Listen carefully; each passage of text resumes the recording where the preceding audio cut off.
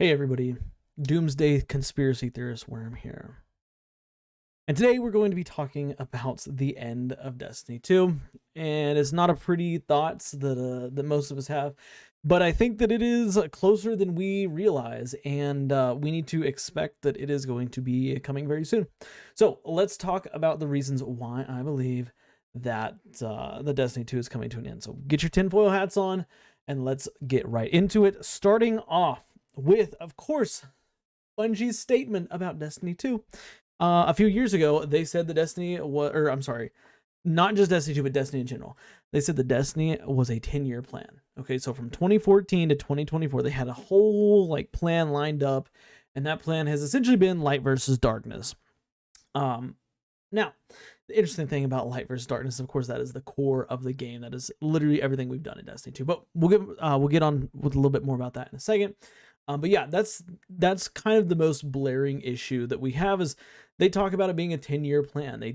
10-year plans end after 10 years. And that because Destiny launched in 2014, the end of Destiny 2 is going to come in 2024, most likely.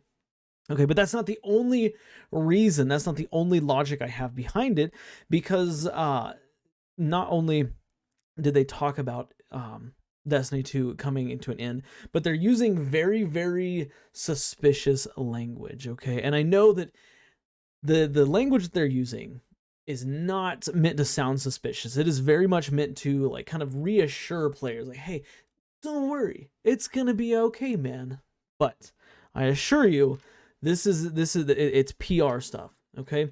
And that is, of course, Bungie keeps talking about the end of the Light and Darkness saga. Okay, after not Lightfall. Lightfall was this expansion. The Final Shape. After the Final Shape, that's gonna be the end of the Light and Darkness saga, right? Light and Darkness saga. Now this is, of course, reassuring because it's like, oh, that's nice, we're gonna have another saga come after that. The thing is, Destiny has entirely been built around the Light and Darkness saga. It's not like we have, every few months or maybe every year or 2 years we get a new saga. Okay, Destiny has always been light versus darkness, and with the end of light versus darkness, I really don't know what they can do.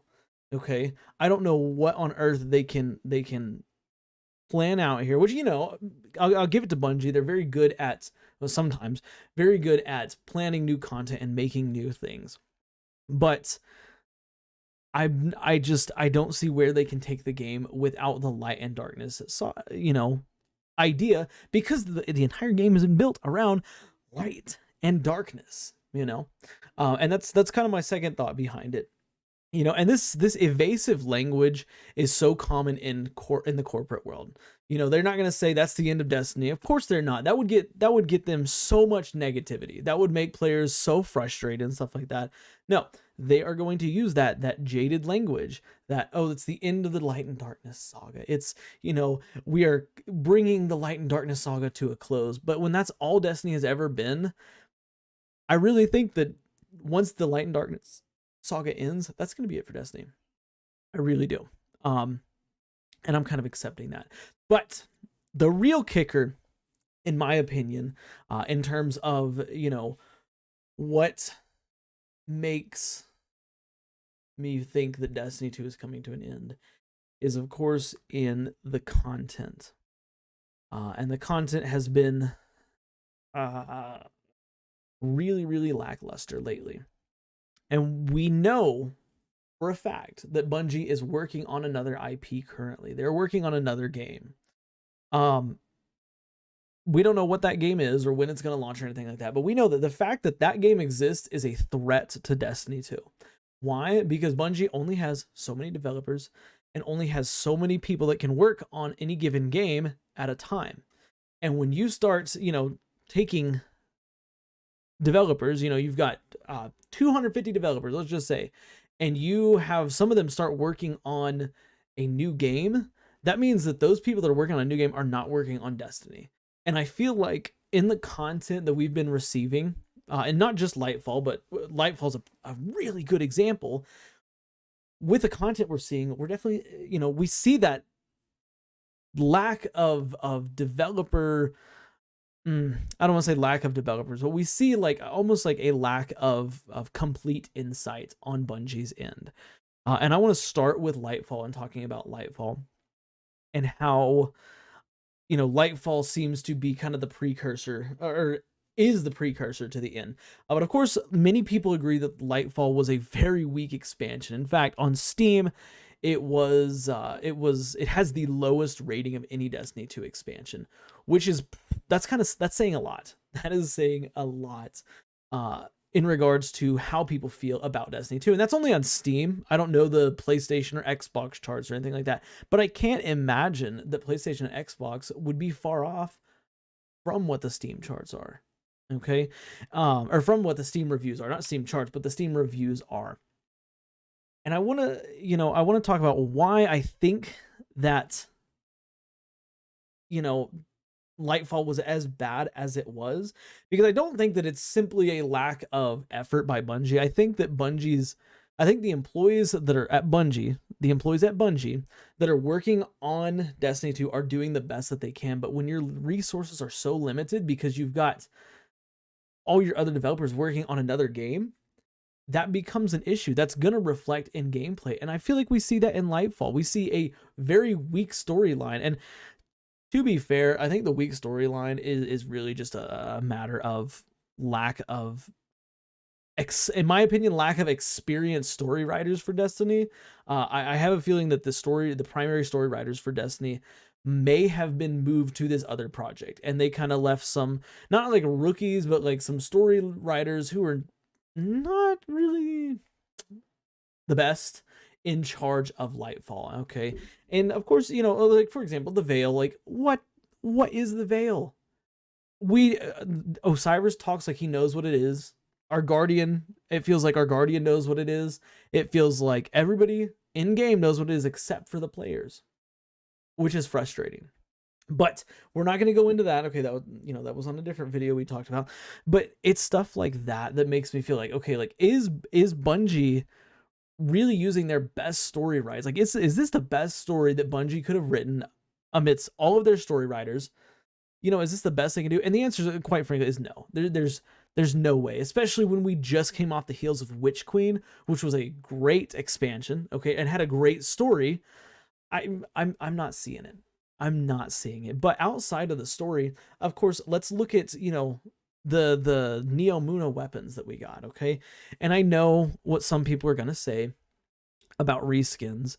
Some people really hate reskins. Some people are perfectly okay and think that reskins are great. I'm somewhere in the middle of the fence. I'm like, if a reskin is appropriate, I think that's fine.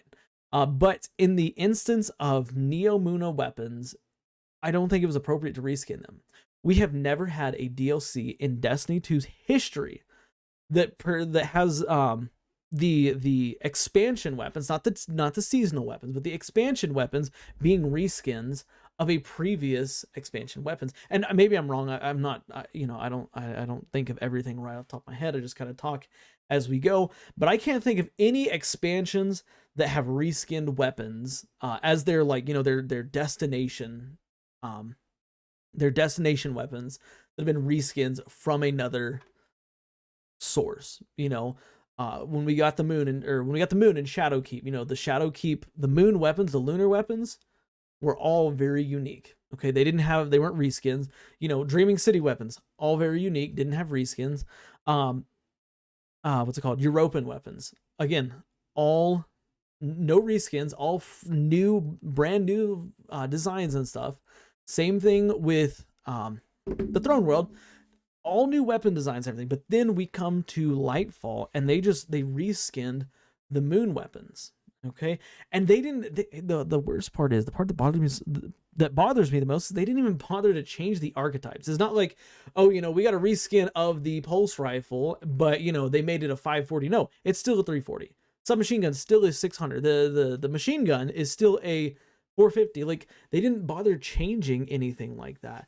And that is a bad example, or that's a good example of a bad way to reskin weapons. If you want to reskin weapons, of course, we can take, foundry weapons and world drops and reskin them. That's fine. I don't think that that's an issue at all. But, when you're reskinning planets, like new location, new destination weapons, that is a telltale sign that somebody's either not doing their job, or somebody's doing their job to the best of their ability, but their abilities are limited incredibly, and they're having to focus their abilities elsewhere, and so all they can really do is reskin weapons. Okay. And of course, the thing that bothers the player base even more is Bungie hasn't addressed this. And that again is showing, in my opinion, it shows us that this is potentially the end of Destiny. Potentially the end of Destiny, okay? Because in the past, when something is bothering players, Bungie will address it. Bungie will come out and they'll make a statement about, whatever it is that's bothering players, blah, blah, blah. But they haven't done that, okay? And they haven't done that in a while either. So maybe it's just a PR thing that they've got going on. I don't really know. But yeah, the weapons have been reskinned. The location itself, it feels weak, man. It feels really, really weak. Like same thing with Europa felt like a very weak location where there was not much effort put into it. And I know somebody's gonna say, oh, how could you say that? Neomuna is this bright glowing city, but the city doesn't feel alive. It doesn't feel like, oh, like there were just people here and they just got invaded and stuff. Like, it doesn't feel like that at all. And that was one of the things that Bungie talked about, oh, hey, it plays like a city that was just abandoned. No, it does not. It feels like a very empty and dry location.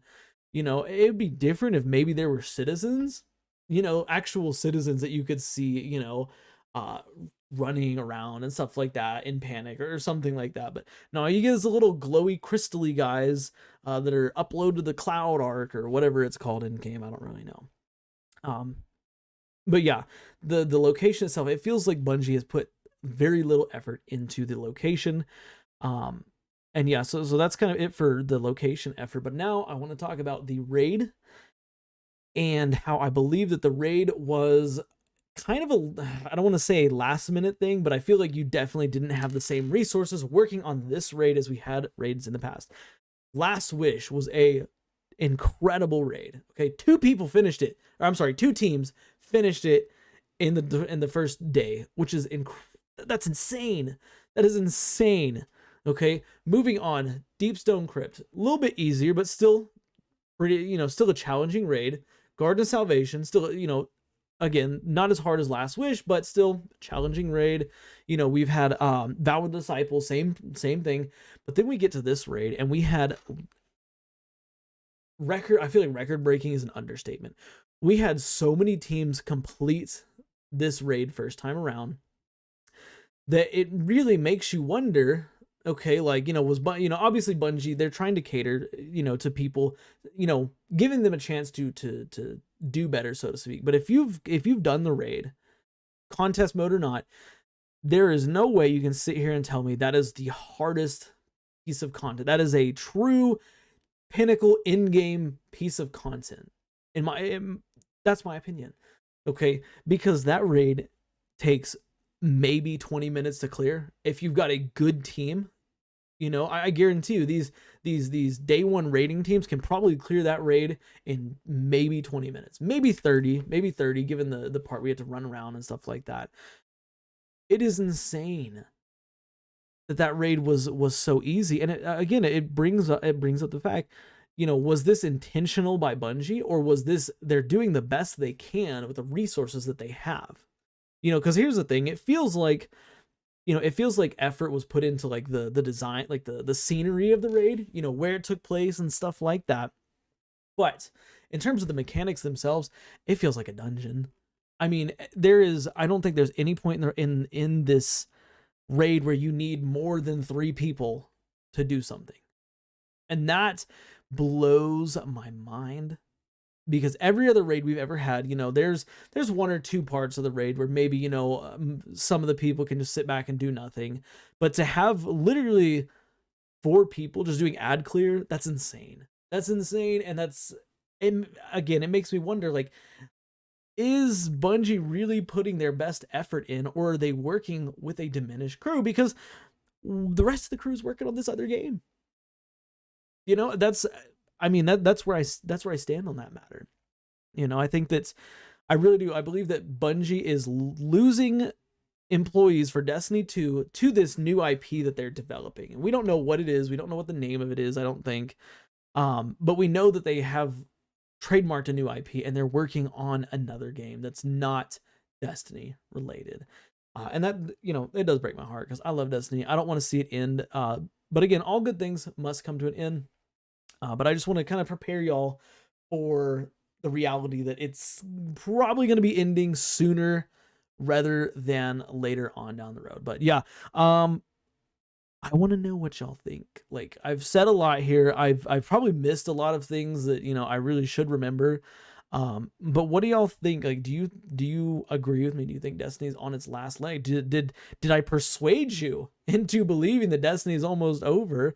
And do you are you okay with that? Like, have you kind of accepted that Destiny is not going to be around for much longer, or are you still in denial, so to speak?